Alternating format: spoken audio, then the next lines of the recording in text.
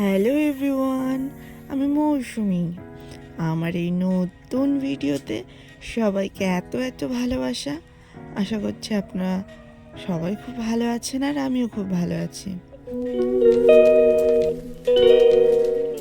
আজ রবিবার, ওই সময় হয়েছে সকাল 9টা মতো।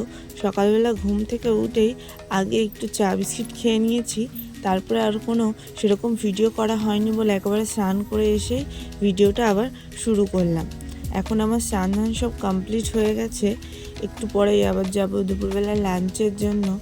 আর আমি তো বিগত কয়েকদিন ধরে আছি মায়ের বাড়িতে, সেই জন্য আমার রান্নাবান্না কাজকর্মের কোনো চাপই নেই।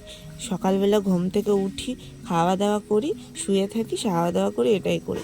তো এখানে দুপুরে লাঞ্চে আজকে মা রান্না করেছিল চাল কুমড়ো দিয়ে মাছের মাথা দিয়ে একটা চচ্চড়ি, আর সাথে ছিল মাছের তেল ভাজা ও মাছের তরকারি।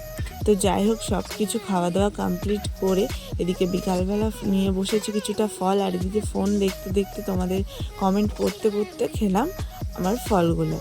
তারপরে বাবা এদিকে সন্ধ্যাবেলা এনেছিল কিছু ফুচকা।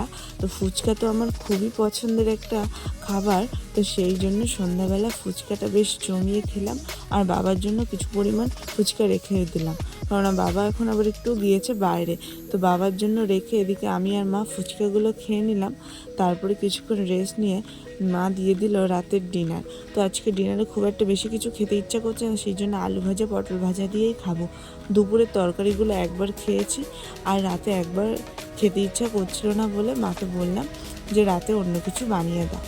আর এই ভিডিওটা আমি এডিট করলাম আমার শ্বশুরবাড়িতে বসে। তো এর পরের ভিডিওটা তো আসছে আমার শ্বশুরবাড়ির ব্লগ। তো চলো এখনকার মতো এখানেই শেষ করছি। টাটা বাই বাই, দেখা হচ্ছে নেক্সট কোনো একটা ইন্টারেস্টিং ভিডিওতে। বাই।